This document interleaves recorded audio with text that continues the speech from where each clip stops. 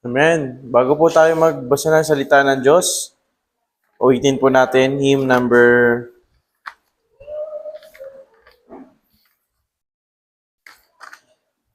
59. Isang stanza lang po. First and second stanza. And then ang closing po, 59, 59. Closing song po natin yung third and fourth stanza.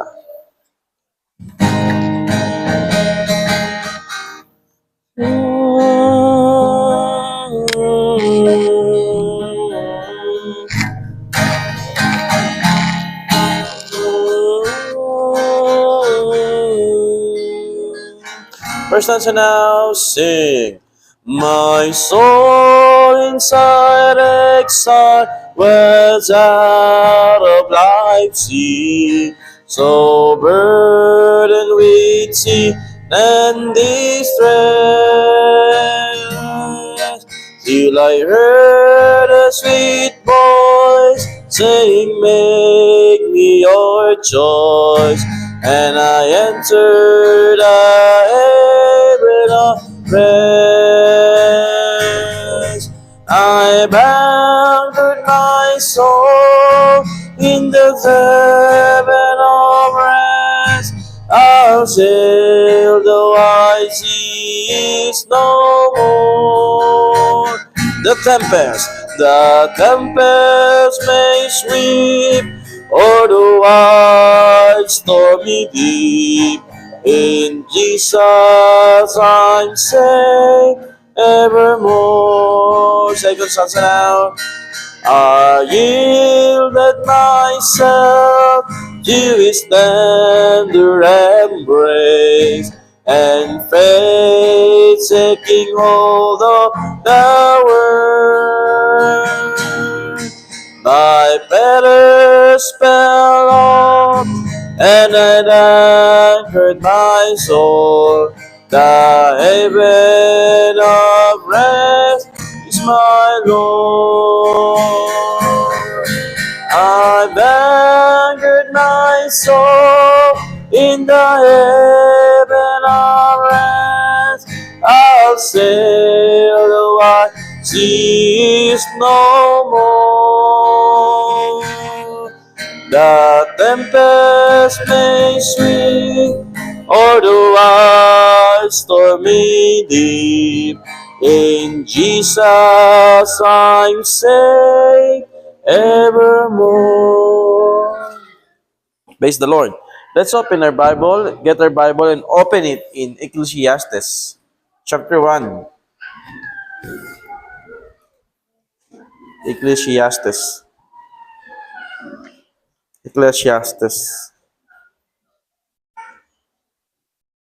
Chapter 1. At basahin po natin verse number 1 hanggang verse number 3 nang sabay-sabay. Chapter 1, verse 1 to verse number 3. 1, 2, 3 lang po. Basahin po natin na sabay-sabay. Diyan na po tayo sa Amen.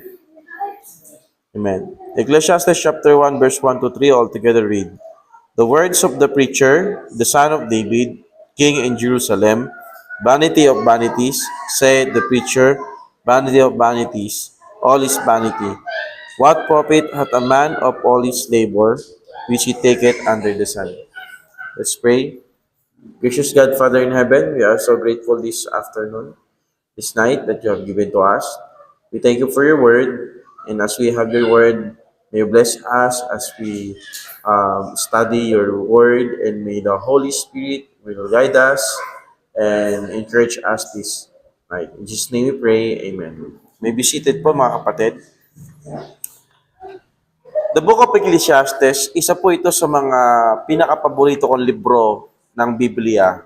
Ang Bible po ay 66 books, and yet, in this book, bakit ko siya nagustuhan? Kasi yung pinakamalaking tanong ng buhay ay sinagot ng librong ito. Now, kapag babasahin natin siya ng putol-putol, mamimisinterpret natin. Kasi parang sinasabi ng preacher na negativity ng buhay.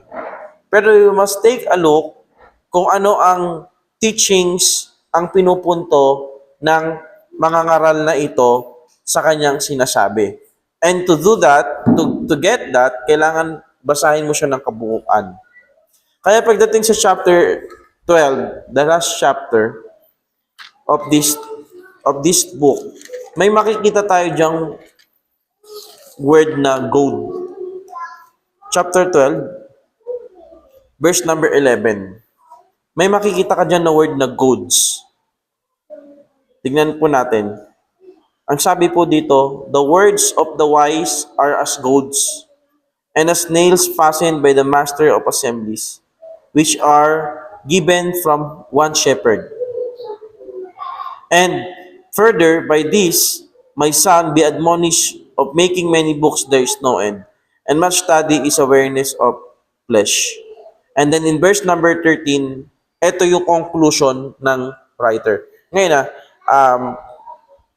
tignan po natin ito ng maigi. Sa verse number, tignan po natin yung kamay natin, itiklop lang natin kung yung chapter 12 tsaka chapter 1. Sa chapter 1, tignan natin. Verse number 1, the words of the preacher, the son of David, king in Jerusalem.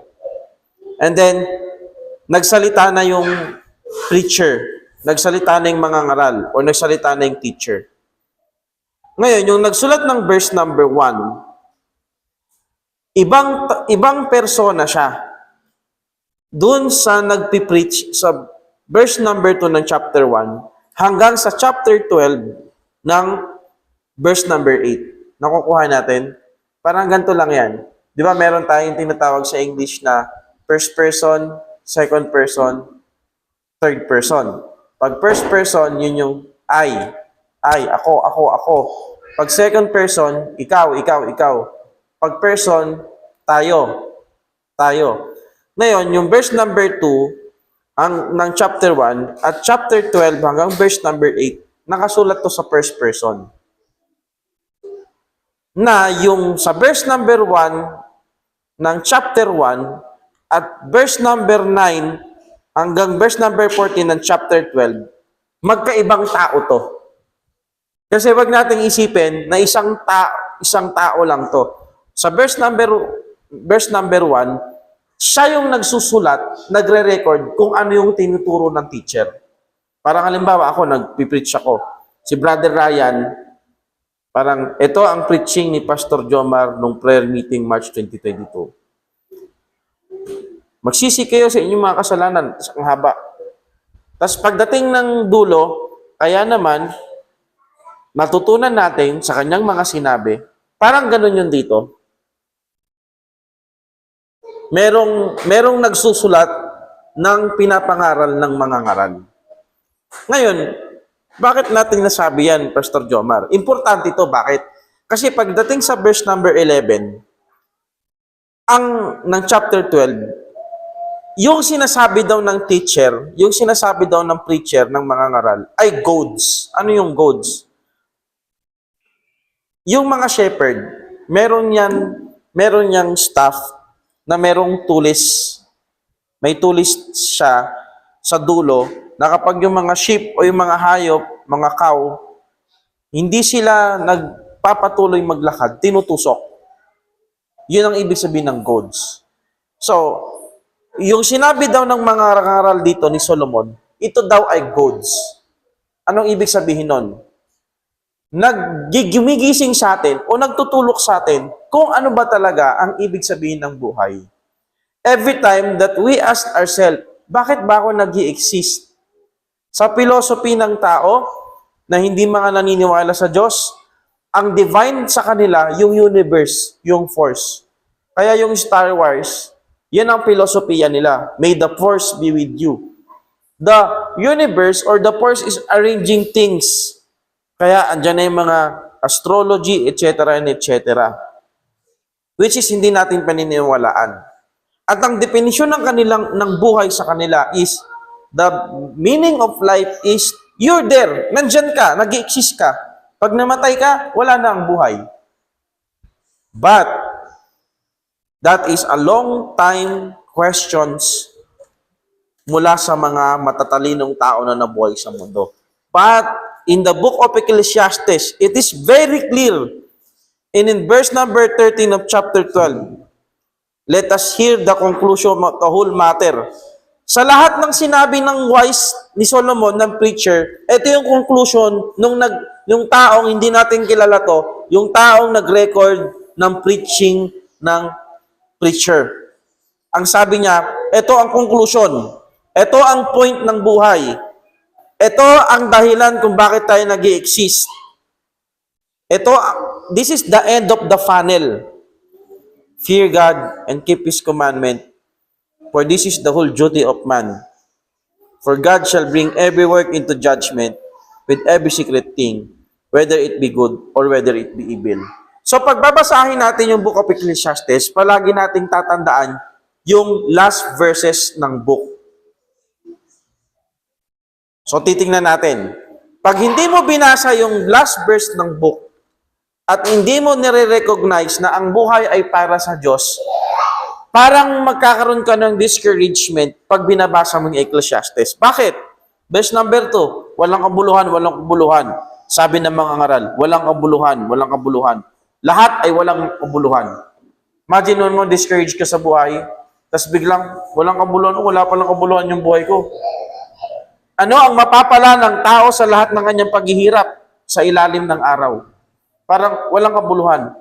Pero kung alam mo, okay, walang kabuluhan. Ang point ng preacher dito, ang point nung nagsulat nito, nung nag-record ng sinasabi ng preacher, your life is in vain kapag ang isang tao ay walang pagkakilala sa Diyos. That is the point. So titignan natin. Unang point natin, magmumula sa verse number 4, tsaka to verse number 8. But before that, I will explain kung ano ang ibig sabihin ng vanity. Ang ibig sabihin ng vanity, yun nga sa Tagalog, walang kabuluhan. So, nothing, emptiness. The preacher describes that is our life. Empty, nothing. Nothing in it. Wala lang. Walang kwenta. Walang purpose. Walang point ang buhay. Kaya, pagdating ng verse number 3, this is a very hard question. Anong mapapala mo? Kung wala naman palang kabuluhan ang buhay, anong mapapala mo sa lahat ng paghihirap mo? Makakita tayo ng mga tao na maririnig natin, ang dami kong pinagdaanan, pero sa isang iglap lang, nawala. Ang laki ng hirap ko sa'yo, pero ngayon hindi mo na ako nirerespeto. So, that's the point. So, it is in vain. But taking a look, or getting the principle of chapter 12, verse number 13, na kailangan natin ng Diyos, because that is the point of life, mag-iiba yung perspective mo pag binabasa mo na to. Kung wala ang Diyos, ang buhay natin, paulit-ulit lang. The repetitiveness of life. Without God, kung wala ang Diyos, paulit-ulit lang ang buhay. From verse number 4 to verse number 8. Tingnan natin. One generation passeth away, and another generation cometh, but the earth abideth forever. The sun also ariseth, sisikat ang araw, lulubog ang araw. Verse number 6, the wind goeth toward the south, turneth about the north, continually, and wind turneth against according to his circuits, and all the rivers run into the sea, and yet the sea is not full unto the place for whence the river comes. So, ini-explain dito yung evaporation, precipitation, di ba? Thither they return again. All things are full of labor, man cannot utter it. And the eye is not satisfied with seeing, nor the ear filled with hearing. So, sa unbeliever, sa taong walang pagkakilala sa Diyos, this is the life for them. Paulit-ulit lang. Kaya minsan, ang sarap kausapin ng mga mayayaman. Mayaman ka na, ano pang hahangadin mo sa buhay? Ano pang gusto mong marating? Yung dream place ng karamihan ng mga tao, napuntahan mo na. Diba? Kung ikaw makapunta ka sa Switzerland, yan naman mga gustong puntahan ng tao eh. Makapunta ka sa European countries. Makakain ka sa sa Paris daw, kapag pumunta ka doon sa restaurant, maghapon sila, tas yung cake, hindi pa nauubos. Patagalan ba? Sa atin, hindi, pabilisan eh. Pag upo, makapunta ka sa Eiffel Tower, lahat. But they will, I think and I believe, kung sila ay walang pagkakilala sa Panginoon, this is the answer that they will give to us. Life is just paulit-ulit lang. And that's the point. Totoong paulit-ulit lang ang buhay. Mamamatay tayo, and then bagong henerasyon na naman. So nakikita natin, pag binasa natin tong book na to, mag-iiba yung perspective mo sa buhay. Boom! Ganto pala. Bago ako na-save, na-feel ko yung emptiness. Sobrang, hindi ko alam kung yun ay hormones, change lang. Pero kapag youth ka, pag dumating ka dumaan ka sa pagiging kabataan, dadating sa punto ng buhay mo na sobrang emotionally driven tayo, di ba? Nung mga youth pa tayo. Tapos parang feeling mo walang nagmamahal sa'yo.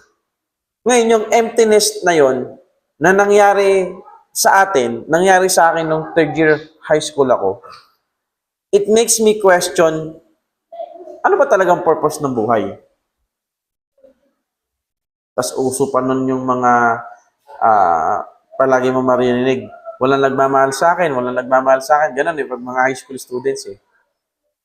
And then here comes, binigyan ako ng friend ko ng gospel tract. Tapos binabasa ko, di ko maintindihan. Binigyan niya ako ng source of light, materials. Binabasa ko, syempre hindi ko maintindihan. Pero nung na-invite ako sa church, na-explain sa akin, and then, boom! Naintindihan ko na kung ano yung mga binabasa ko dati. Eto pala yun. Ang buhay pala natin ay dapat nilalaan sa Panginoon. Siya pala ang reason kung bakit tayo nabubuhay. So, why it is empty? Because wala ang Panginoon sa ating buhay. And then, my brother and sister in Christ, siguro, 3 points to eh. Pero tatagal tayong masyado. Siguro, next na lang natin yung nakasusunod na points. Look at verse number 8. All things are full of labor. Now, hindi, ang ginamit dito, hindi work eh. Labor. Anong pagkakaiba ng work? Pwede kang nagtatrabaho, chill ka lang. Pero yung labor, naghihirap ka talaga. Man cannot utter it. Look at this. Walang satisfaction. The eye is not satisfied with seeing nor ill-filled with hearing. Life without God, no satisfaction. So, punta ulit tayo sa realidad ng tao. Kahit ng mga bata, kung hindi yan mapagod, hindi yan titigil sa paglalaro eh. Gusto na lang maglaro. Sa atin, gusto lang tayong pera. Hanggang pag narating natin yun, parang may kulang pa. Meron yung bilyonaryo, tinanong siya, di ba? Pag nakamit mo na yung goal mo na yung pera na makamit mo next year, ano naman goal mo? Hindi, magdadagdag ulit ako ng goal na malaki. That is an endless question. Pero tayo, wala tayong satisfaction. But you know what? We are nothing from nowhere until Jesus came. Binago niya yung perspective natin sa buhay. There's something inside of man na vacuum siya eh. Sabi ni Blaise Pascal, may built-in vacuum sa ating puso na hollow, na kailangang mapunan, na hindi napupunan ng kahit anong bagay sa mundo. Pera, friends, pagkain, yaman, fame, yung vacuum na yun, wala. Until Jesus came in our life. So, kaya po, mga kapatid ko sa Panginoon, pag lagi nating pinipili si Lord, parang sa arcade, palaging points yun eh. Anong feeling? Ako never pa talaga ako nanalo sa arcade. Yung uhulugan tapos yung claw machine. Nanalo ko na po nun, Brad, di ba? Di ba? Ikaw? Kaya nanalo ka na sa arcade. Di pa, no? Kasi ang sabi, ano dyan eh, yung ika-50 na hulog, tsaka lang kakapit yung ano. Yun ang sabi sa akin nung nagtrabaho sa Word of Fun. Yung pang 50 na token, tsaka pa lang kakapit. So tayo ka lang doon, magbilang ka ng pang 50. Hindi natin alam. Pero imagine niyo yung feelings na makakuha ka ng, manalo ka sa claw machine sa arcade. Ang sarap ng feeling na ganun. Wow, kahit manika lang naman yun. Alam niyo po, that should be our feeling every time na pinipili natin si Lord. Every time na magpe-prayer meeting ka, imbis na manood ka na lang ng Netflix sa bahay mo, every time na magiging maaga tayo sa church, every time na magbibigay tayo sa mission, every time na magsasacrifice tayo para sa Panginoon, ganun yung feelings. Bakit? Because napupulfill natin kung ano talaga yung point ng buhay natin. And that is to worship the Lord, to fear Him, to know Him. Let us hear the conclusion of whole matter. Fear God and keep His commandment. Sana lahat tayo ma-memorize yung verse na to. For this is the whole duty of man. For God shall bring every work into judgment with every secret thing, whether it be good or whether it be evil. Tumayo po tayo ay manalangin. Lord God, Father in heaven, we are so grateful for this time you have given to us. Napagbulay-bulayan po namin ang iyong salita from the book of Ecclesiastes. Nawa po magtuloy-tuloy ito upang mabago yung perspective namin sa buhay na ang paglilingkod sa inyo ay hindi pagsasakripisyo kundi ito ay malaking pribilehiyo. Because this is the point of our life. The conclusion of the whole matter is to fear you, to glorify you, to know you, Lord. And someday, haharap po kami sa inyo kung talaga kami ba'y naglingkod talaga ng tapat. At salamat po, nireveal niyo po ang inyong kalooban sa inyo pong anak na si Jesus. Brother and sister in Christ, hindi palaging talo pag lagi nating pinipili si Lord. Because that is the whole duty of man. So, let's talk to God. Maybe a minute. Sabihin natin sa Panginoon, Lord, thank you. I'm fulfilling and help me to fulfill the purpose of my life.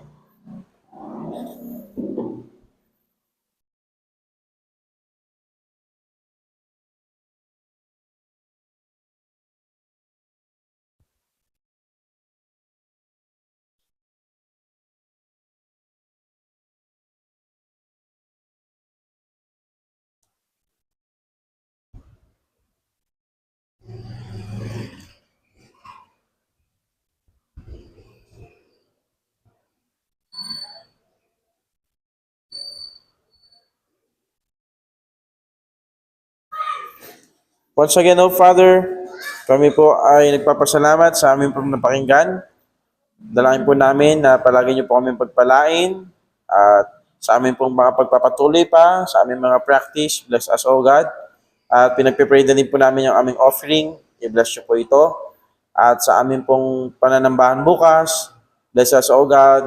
Handa niyo po aming puso't isipan, ma-praise po namin kayo at mga kapatid din po namin. We thank you, O God. In Jesus' name we pray, our Lord and Savior. Amen. Amen. As we close and as we give, pagpatuloy natin awitin yung kinanta natin kanina, third and last stanza. I think that is 59. Tama ba? Third stanza and fourth stanza.